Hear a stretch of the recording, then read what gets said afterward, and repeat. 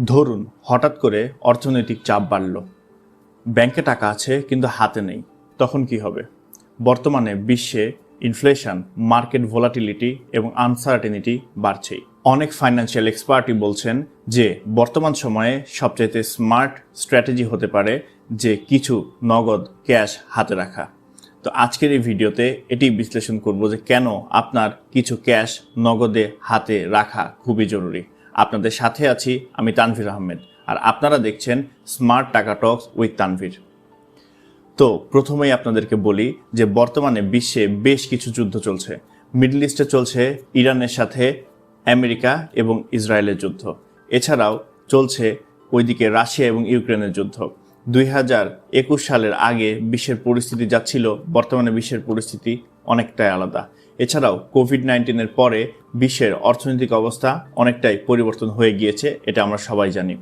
তো এমত অবস্থায় ফাইন্যান্সিয়াল এক্সপার্টরা বলছেন যে আপনার অন্তত 6 মাসের জন্য যে খরচটি আপনাকে করতেই হবে, অতটুকু টাকা আপনার সবসময় হাতে ক্যাশ রাখা যেতে পারে।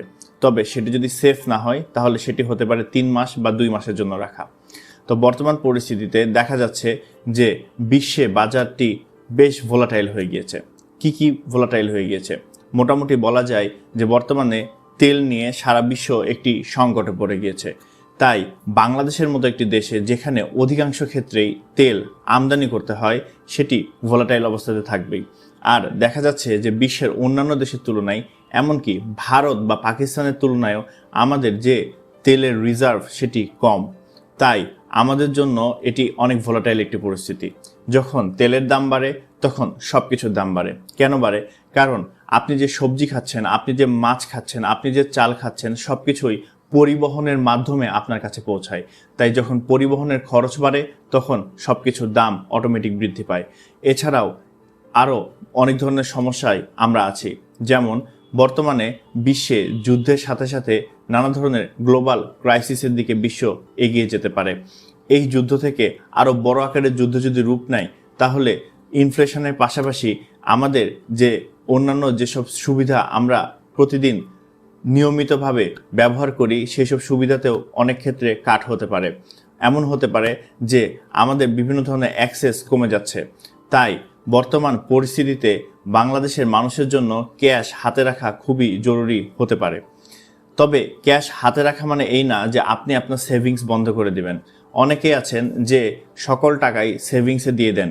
অনেকে আছেন যে এরকম যে কোনো টাকা কারেন্ট অ্যাকাউন্টে রাখতে চান না। তাদের জন্যই আজকের এই ভিডিওটি। আপনি আপনার টাকা সেভিংস যেমন করবেন, আমার অন্যান্য ভিডিওতে আমি বলেছি যে কিভাবে সেভিংস করতে হয়, কিভাবে ডিপিএস এর মাধ্যমে, কিভাবে এফডিআর এর মাধ্যমে, সঞ্চয়পত্রের মাধ্যমে আপনি সেভিংস করতে পারেন। ঠিক তেমনি এই ভিডিওতে আমি বলবো যে সেভিংসের পাশাপাশি কারেন্ট অ্যাকাউন্টে টাকা রাখাটা কতটা জরুরি। আপনার যে টোটাল ইনকাম, ধরেন আপনার ইনকাম 100 টাকা, 100 টাকার মধ্যে আপনি যে 50 টাকা সেটি সর্বোচ্চ এক্সপেন্স করতে পারেন বা খরচ করতে পারেন।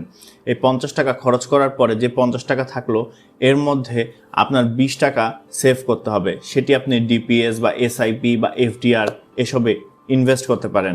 এছাড়াও যদি আপনি অন্য কোথাও ইনভেস্ট করতে চান সেখানেও ইনভেস্ট করতে পারেন। বাকি যে 30% টাকা সেটি খরচ না করে আপনার উচিত কোনো একটি কারেন্ট অ্যাকাউন্টে রেখে দেওয়া। কারেন্ট অ্যাকাউন্ট মানে কি? যেখান থেকে আপনি চাইলেই টাকা উঠিয়ে নিয়ে আসতে পারবেন, কোনো ধরনের কোনো রেস্ট্রিকশন আসবে না। সেই কারেন্ট অ্যাকাউন্টে টাকা রাখা আর আপনার লকারে টাকা রাখার মধ্যে খুব বেশি পার্থক্য থাকে না। সেটির কথাই আমি বলছি যে বর্তমানে যে বিশ্বের পরিস্থিতি, সেই পরিস্থিতি অনুযায়ী আপনার কিছুটা ক্যাশ রিজার্ভ রাখাটা খুবই জরুরি। এই যে বর্তমানে বিশ্বে বিভিন্ন ধরনের যুদ্ধ চলছে, এই যুদ্ধের ফলে পরবর্তীতে জিনিসপত্রের দাম যেমন বাড়তে পারে, এছাড়াও অর্থনীতিতে আরও বড় বড় সমস্যাও হতে পারে। যেমন ব্যাংকিং যে সিস্টেম, সেই ব্যাংকিং সিস্টেমে অনেক কলাপস আসতে পারে। এমনও হতে পারে যে ব্যাংকগুলো ঠিকমতো চালানোর জন্য অনেক ধরনের সেবা ব্যাংকগুলোই পাচ্ছে না, তখন ব্যাংক আপনাকে টাকা ফেরত দেওয়ার জন্য অপারগ হতে পারে। এমন আমি বলছি না যে ব্যাংকের কাছে টাকা থাকবে না, সব ব্যাংক দেউলিয়া হয়ে যাবে, সেটির কথা আমি বলছি না। বাংলাদেশের মোটামুটি ব্যাংকিং সেক্টরে কোনোদিনই কোনো ব্যাংক এখনো পর্যন্ত দেউলিয়া হয়ে গ্রাহকের টাকা ফেরত না দিয়ে চলে যায়নি। সো আমরা এক্ষেত্রে আশা রাখতে পারি। কিন্তু এমন হতে পারে যে আপনি টাকা তুলতে যেতেই পারছেন না, বা আপনি টাকা তুলতে যেতে পারছেন কিন্তু ব্যাংকের সিস্টেম কাজ করছে না। এরকম অনেক ধরনের পরিস্থিতির সম্মুখীন হতে পারে।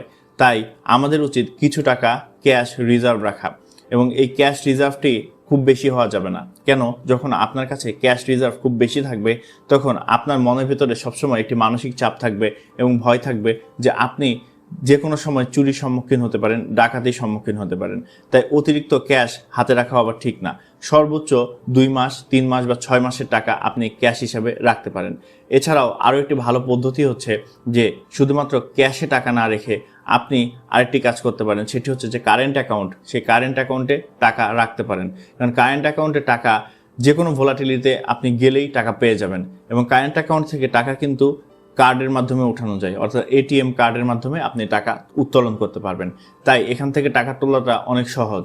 এই জন্য কারেন্ট অ্যাকাউন্টে টাকা রাখাটাও বেশ সেফ বলে ধরা যায়। তো বর্তমানে যে গ্লোবাল ক্রাইসিস চলছে, আমরা সবাই চাই যে এই ধরনের ক্রাইসিস থেকে বিশ্ব বের হয়ে আসুক, তাহলে সাধারণ মানুষ খুব ভালোভাবে তাদের জীবনযাপন করতে পারবে।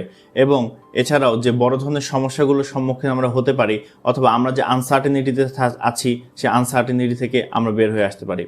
আরও একটি গুরুত্বপূর্ণ কথা আপনাদেরকে বলি, যে যখন গ্লোবাল ক্রাইসিস হয় তখন একটি সমস্যা আসতে পারে। সেই সমস্যাটির নাম হচ্ছে হাইপার ইনফ্লেশন, তো অথবা হতে পারে স্ট্যাগফ্লেশন। ধরি স্ট্যাগফ্লেশন যদি হয়, সেক্ষেত্রে এমপ্লয়মেন্টের উপরেও কিন্তু অনেক আঘাত আসে, অর্থাৎ এমপ্লয়মেন্ট কমে যায়। সো এমপ্লয়মেন্ট যদি কমে যায়, এমন হতে পারে যে অনেকের চাকুরি নাও থাকতে পারে।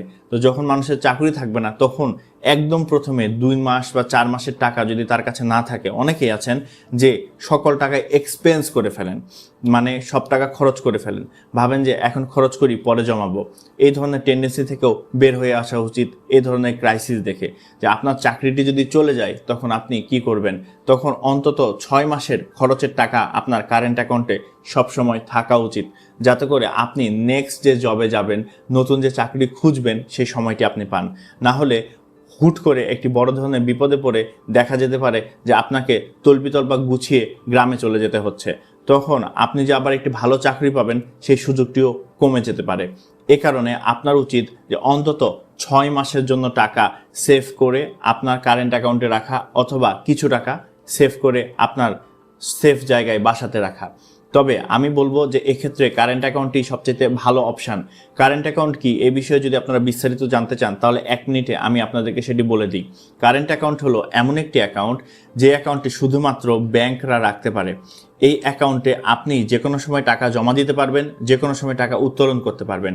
এই অ্যাকাউন্টের মাধ্যমে আপনি যে বুথগুলো আছে, সেই বুথের সিআরএম, মানে ক্যাশের যে সিআরএম মেশিন থাকে, সেই সিআরএম মেশিনের মাধ্যমে টাকা জমা দিতে পারবেন, আবার টাকা উত্তোলনও করতে পারবেন। অর্থাৎ এটি এক ধরনের সেফ ভল্টের মতো, যেখানে চাইলে আপনি টাকা রাখতে পারবেন, যেখানে চাইলে আপনি টাকা উঠাতে পারবেন। আপনাকে কেউ আটকাবে না যে এখান থেকে আপনি টাকা নিয়ে যাবেন না। তো এই কারেন্ট অ্যাকাউন্টে আপনারা টাকাগুলো রাখতে পারেন। তাহলে কি হবে? তাহলে আপনারা অনেকটাই নিশ্চিন্ত থাকতে পারবেন যে অন্তত এই 6 মাসের যে খরচ, সেই খরচের টাকাটি আমার কাছে আছে। এছাড়াও যেহেতু বিশ্ব একটি ক্রাইসিসের মধ্যে দিয়ে যাচ্ছে, সব কিছুর দাম বেড়ে যেতে পারে, এরকম একটি পরিস্থিতির মধ্যে আমরা যাচ্ছি, যেগুলো কোনো কিছুই হয়তো বা আমাদের দেশের সরকারেরও হাতে নেই, তাই না? সো এরকম পরিস্থিতিতে আমাদের সবাইকে নিজেদের যে এক্সপেন্স, খরচ, সেটিকে কমিয়ে আনা উচিত। তাহলে এটি সরকারকেও সাহায্য করা হয়, এবং সরকারকে সাহায্য করার মাধ্যমে আমরা দেশকে উন্নতির দিকে এগিয়ে নিয়ে যেতে পারি। তো বন্ধুরা, আজকের এই ভিডিওটি এ পর্যন্তই। এ ধরনের আরও অনেক ভিডিও পেতে আপনারা সাথে থাকুন স্মার্ট টাকা টক্স উইথ তানভীরের।